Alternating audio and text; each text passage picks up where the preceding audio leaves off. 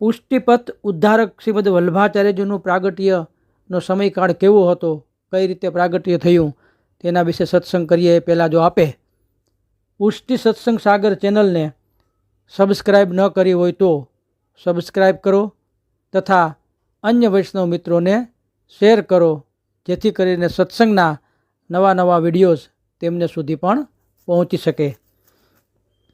અંતરંગ સૃષ્ટિના જીવોને વિશેષ ફળ આપવાની ઈચ્છા થાય ત્યારે જ પુરુષોત્તમ ભૂતળ ઉપર પધારે છે. સામાન્ય કાર્ય માટે કદી પધારતા નથી. ધર્મ સંસ્થાપન, સાધુ રક્ષા, દુષ્કૃત વિનાશ જેવા કાર્યો કરવા માટે શ્રી પુરુષોત્તમ શા માટે પધારે? આ કાર્યો ભગવાન પોતાની વિભૂતિઓ દ્વારા કરાવે છે.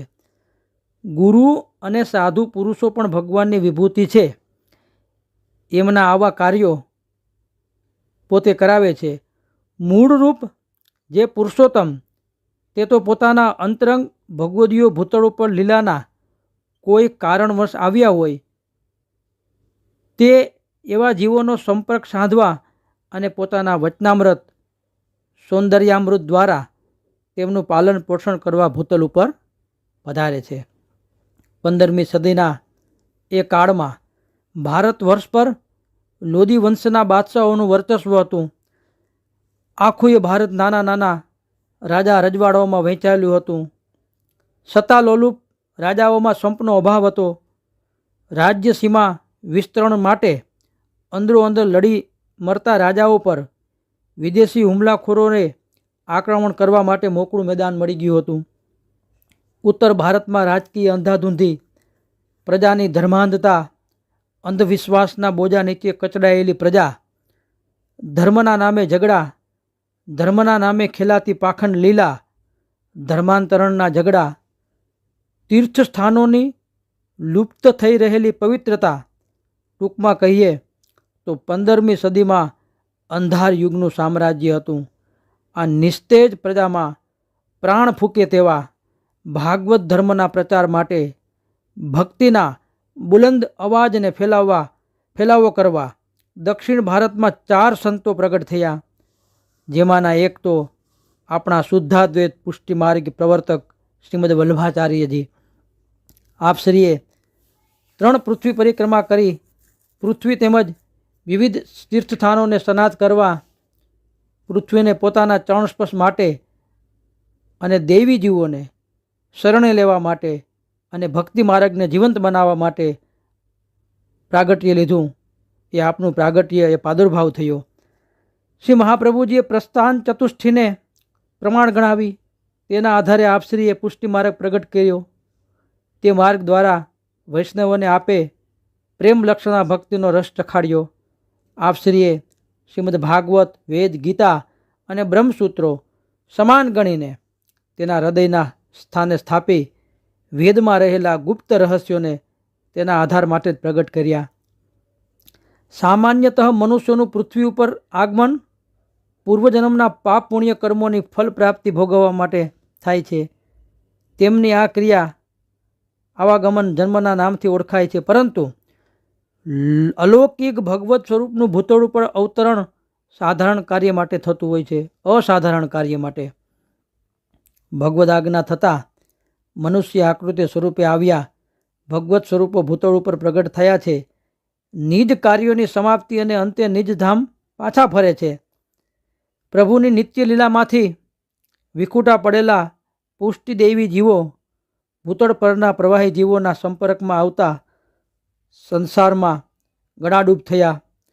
પૂર્ણ પુરુષોત્તમ શ્રી કૃષ્ણને પામવાને પોતાનો મૂળ આદેશ ભૂલી પોતાના મૂળ સ્વરૂપને ભૂલી ગયા જીવો, આવા દૈવી જીવોને પોતાને શરણે ફરી લેવાની પ્રભુને તીવ્ર ઈચ્છા થઈ. પરંતુ આ ઈચ્છા શક્તિ અન્ય શક્તિઓ પોતાની અસમર્થતા પ્રગટ કરી કે અમારું એ કામ નહીં. ત્યારે પ્રભુની કૃપા શક્તિ સ્વરૂપ શ્રી વલ્લભે દેવી જીવોના ઉદ્ધારનું કાર્ય સ્વીકાર્યું. શ્રી વલ્લભે પૂર્ણ પુરુષોત્તમ વિના પોતે ભૂતળો પર રહી શકશે નહીં એવું જણાવતા શ્રી પ્રભુએ પ્રસન્નતાપૂર્વક સમગ્ર લીલા પરિકર સાથે પધારવાની પોતાની ઈચ્છા શ્રી વલ્લભ સમક્ષ પ્રગટ કરી. અને વિક્રમ સંવંત શાલિવન શક 1400 અને વિક્રમ સંવંત 1535 વૈશાખ વદની કૃષ્ણ પક્ષની 11 દિવસે રવિવારે રાત્રિની 6 ઘડી અને 44 પળ નક્ષત્ર ધનિષ્ઠા અને કુંભ રાશિમાં મધ્યપ્રદેશના રાયપુર શહેરની નજીક આવેલા ચંપારણ્ય, હાલમાં જે છત્તીસગઢ થઈ ગયું, ના નક્ષત્ર અનુસાર આપશ્રીનું મૂળ નામ શ્રાવિષ્ટ, પરંતુ આપશ્રી સૌને પ્રિય હોવાથી શ્રી વલ્લભ નામ તરીકે પ્રસિદ્ધ થયા.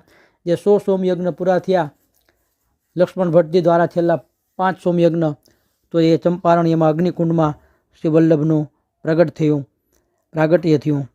તો શ્રીમદ વલ્લભના ભૂતરો પર પ્રાગટ્ય થવાના મુખ્ય 3 હેતુઓ હતા. પુષ્ટિ ભક્તિ માર્ગને સ્થાપિત કરી બ્રહ્મ સંબંધ દ્વારા દૈવી જીવોનો ઉદ્ધાર કરી નિત્યલીલાની પ્રાપ્તિ કરાવવી, પુષ્ટિ ભક્તિ માર્ગના આધારસ્તંભ સમાન શ્રીમદ ભાગવતનો ગૂઢ અર્થ પ્રગટ કરી નિર્ગુણ ભક્તિ માર્ગને સેવા માર્ગ અપનાવ્યો, પ્રગટ કર્યો, માયાવાદનું ખંડન કરી શુદ્ધ સાકાર બ્રહ્મવાદની સ્થાપના કરવા.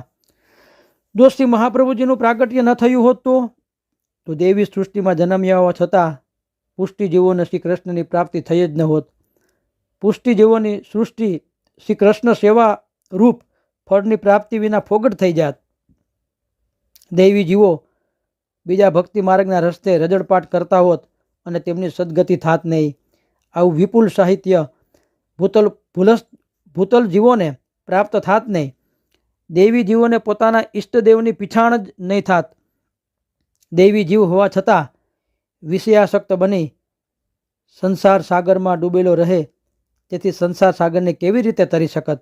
સેવા દ્વારા ભક્તિ રસની પ્રાપ્તિથી દૈવી જીવ વંચિત રહે, વ્રજભૂમિના મહાત્મ્યથી અજાણ રહત. દૈવી જીવોને સુખની પ્રાપ્તિ થાત નહીં. પણ એ પહેલાં શ્રી વલ્લભનું પ્રાગટ્ય ગોલોકમાં થઈ ચૂક્યું હતું. ઉષ્ણકાલના દિવસોમાં શ્રી ઠાકુરજી અને શ્રી સ્વામિનીજી પોતાની નિકુંજમાં બિરાજતા હતા. શ્રી અંગે ઝીણા વસ્ત્રથી આચ્છાદિત કર્યું હતું. શ્રી કંઠમાં એક મોતીની મારણ ધારણ કરી હતી. શ્રી સ્વામિનીજી શ્રી પ્રભુની નિકુંજમાં પધાર્યા. શ્રી ઠાકોરજીના હૃદયમાં અતિ પ્રકાશિત પોતાના જ પ્રતિબિંબને શ્રી સ્વામિનીજી ઓળખી શક્યા નહીં અને મનમાં સહજ ઈર્ષાની લાગણી જન્મી કે પ્રિયતમના ઉરમાં તો કોઈ સખી બીજી બિરાજે છે. એટલે પાછા ફરી પોતાની નિકુંજમાં ગાઢ માન ધારણ કરી અને બિરાજ્યા.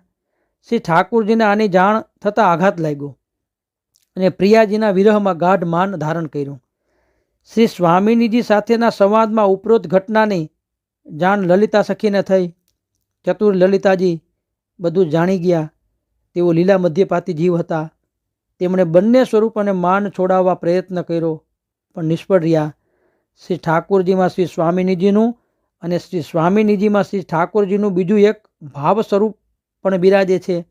આવી ગાઢ માન લીલા સમયે ઉભય સ્વરૂપો વિરહાનુભવ કરી રહ્યા હતા. વિરહાગ્નિની માત્રા ઉત્કટ બની શ્રી ઠાકોરજીના હૃદયમાંથી સ્ત્રી ગુઢાત્મક સ્વરૂપ અને શ્રી સ્વામિનીજીના હૃદયમાંથી પૂભાવ સ્વરૂપ પ્રગટ થયું.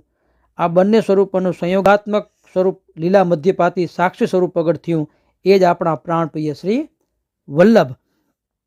આપ માનરૂપ વિરહાગ્નિમાંથી શ્રીમદ વલ્લભનું પ્રાગટ્ય થયું, જેનો ઉલ્લેખ શ્રી ગુસાઈજીએ સૌંદર્ય પદ્યમાં સૌંદર્યમ નિજરદગતમ પ્રગટિતમ સ્ત્રીગુઢ ભાવાત્મકમમાં કર્યો છે.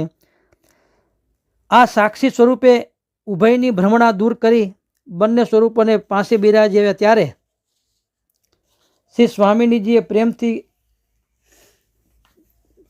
કહે કે હે શ્રી કૃષ્ણ, હું તમારી છું. પંચાક્ષર મંત્ર. પ્રસન્ન વદને શ્રી ઠાકોરજીએ શ્રી સ્વામિનીજીએ પોતાની નિકટમાં પધરાવ્યા અને યુગલ સ્વરૂપની પ્રસન્નતા જોઈ શ્રી વલ્લભ કર જોડી શ્રી કૃષ્ણ શરણમ મમ આ અષ્ટાક્ષર મંત્ર ત્યાં જપ્યા. આ રીતે યુગલ સ્વરૂપની માન લીલાના ફળ સ્વરૂપે આપણને શ્રી વલ્લભ અને પંચાક્ષર અને અષ્ટાક્ષર મંત્રની પ્રાપ્તિ થઈ. પંચાક્ષર મંત્ર અપ્રસમાં અને અષ્ટાક્ષર મંત્રનું રટણ સદાય હર હંમેશ ગમે એ કાળે ગમે એ સ્થિતિમાં કરી શકાય છે. સાક્ષાત ભગવત મુખારવિંદ સ્વરૂપ શ્રી મહાપ્રભુજી માટે જેટલું કહીએ એટલું ઓછું છે. વલ્લભ નામ ધ્યેય સદેશો ભાવિન ભૂતોસ્ય અપી. અર્થાત શ્રીમદ વલ્લભ સમાન ભૂતળમાં કોઈ થયું નથી અને એનો કોઈ વર્તમાનમાં છે અને પછી ભવિષ્યમાં કોઈ થશે પણ નહીં.